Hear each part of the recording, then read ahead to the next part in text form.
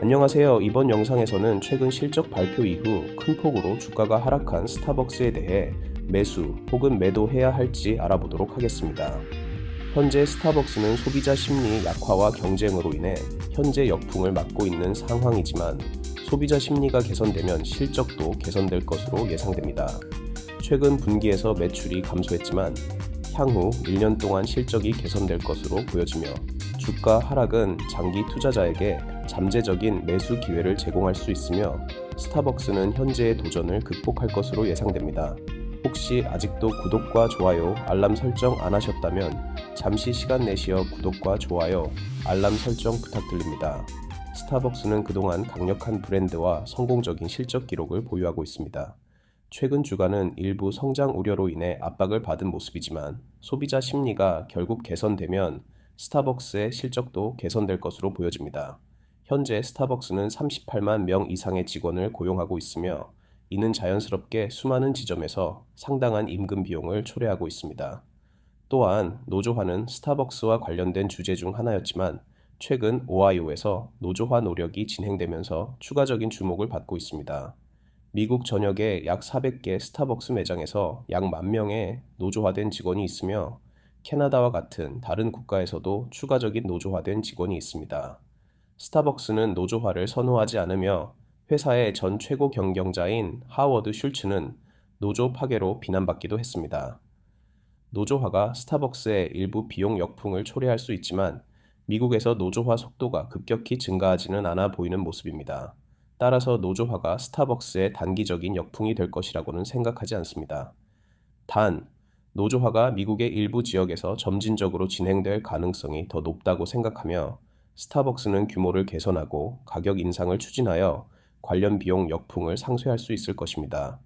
스타벅스의 최근 약한 운영 성과로는 수년 동안 스타벅스는 기록적인 실적에서 기록적인 실적으로 달려갔으며 팬데믹 동안 매출이 약간 감소하는 모습을 보이며 팬데믹 초기 단계에서는 사람들이 스타벅스에서 커피를 포기하면서 매출이 감소했습니다. 하지만 회사는 이러한 거시적 역풍에서 빠르게 회복되었고 팬데믹 직후 매출이 사상 최고치를 기록하는 모습을 보였습니다. 그러나 최근 분기에서는 스타벅스가 드물게 매출 감소를 보고했습니다.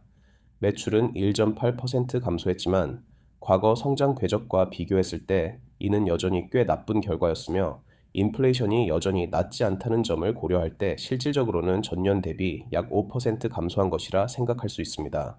이번 매출 감소는 이전 팬데믹과 같은 원인이 아닌 약한 소비자 심리와 경쟁의 조합으로 인해 발생했습니다.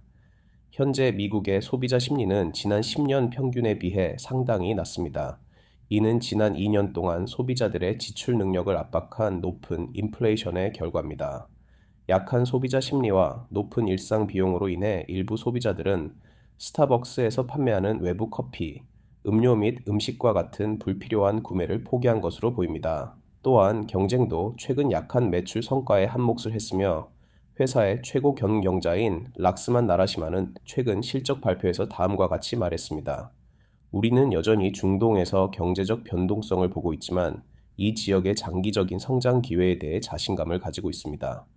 중국에서는 예상보다 느린 회복의 영향을 여전히 보고 있으며 시장에서 가치 플레이어들 간의 치열한 경쟁을 보고 있지만 우리는 프리미엄 위치를 강화하고 있으며 중국 팀은 시장 재편이 계속되고 수요가 회복되고 성숙해짐에 따라 훌륭한 엄격함과 열정을 가지고 실행을 계속하고 있습니다. 따라서 성장하는 경쟁은 현재 스타벅스에는 중국의 특정한 문제로 보이며 이는 회사의 중국 내 성과가 세계 다른 지역에 비해 약한 이유를 설명하는 데 도움이 됩니다. 예를 들어 미국에서는 1분기 동일 매장 매출이 3% 감소했지만 같은 기간 동안 중국에서는 동일 매장 매출이 11% 감소했습니다.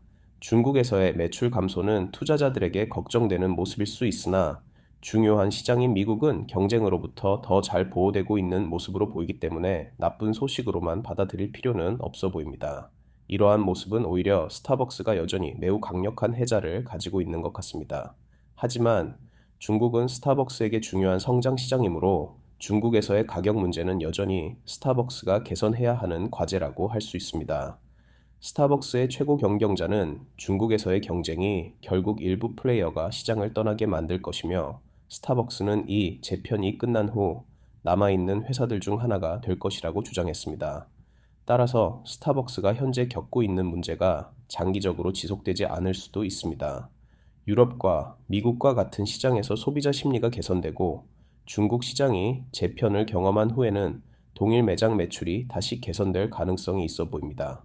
그러나 실현되기까지는 다소 시간이 걸릴 수 있으므로 현재 회계 연도의 나머지 기간 동안은 다소 약한 실적이 발표가 있을 가능성이 있어 보입니다. 애널리스트들은 스타벅스가 회계 3분기에 주당 순이익 감소를 보고하고 현재 회계 연도의 4분기에는 주당 순이익이 평탄할 것으로 예상하고 있으며 이는 합리적으로 보여집니다. 향후 몇 분기 동안 점진적인 개선으로 스타벅스는 회계 연도 2025년에 다시 성장 궤도로 돌아갈 것으로 예상됩니다. 따라서 스타벅스는 현재 운영 관점에서 좋은 위치에 있지 않지만 최근 실적이 초래한 주가 하락은 장기적인 초점을 가진 투자자에게 매수 기회를 제공할 수 있습니다.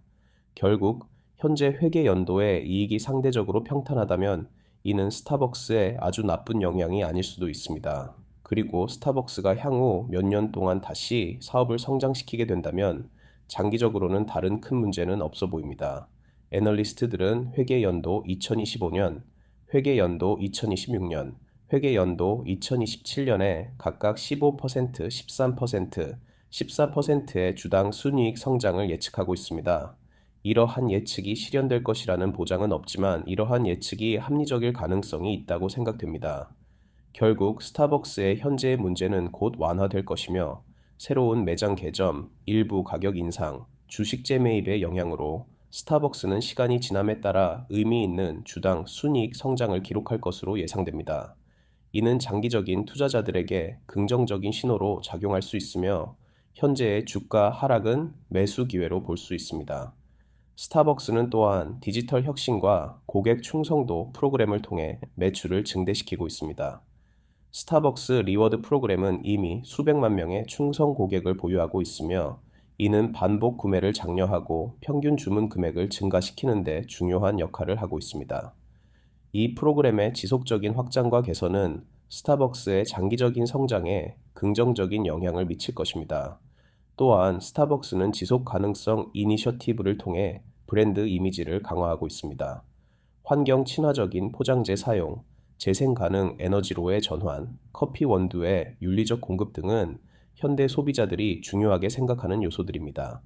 이러한 노력은 브랜드 충성도를 높이고 새로운 고객층을 유치하는 데 기여할 것입니다. 결론적으로 현재의 단기적인 역풍에도 불구하고 스타벅스는 장기적으로 긍정적인 전망을 가지고 있습니다. 약한 소비자 심리와 경쟁으로 인한 매출 감소는 일시적인 현상일 가능성이 높으며 소비자 심리가 개선되면 실적도 개선될 것입니다. 또한 노조화와 관련된 비용 증가도 스타벅스의 강력한 브랜드와 운영 효율성을 통해 극복할 수 있을 것으로 예상됩니다. 스타벅스는 강력한 브랜드 파워를 바탕으로 장기적인 성장 가능성을 가지고 있으며 주가 하락은 장기 투자자에게 매력적인 매수 기회를 제공할 수 있습니다. 따라서 현재의 어려움에도 불구하고 스타벅스는 장기적으로 좋은 투자 대상이 될 가능성이 높습니다. 오늘 영상이 유익하셨다면 구독과 좋아요, 알람 설정 부탁드립니다. 앞으로도 더 많은 유익한 정보로 찾아뵙겠습니다. 감사합니다.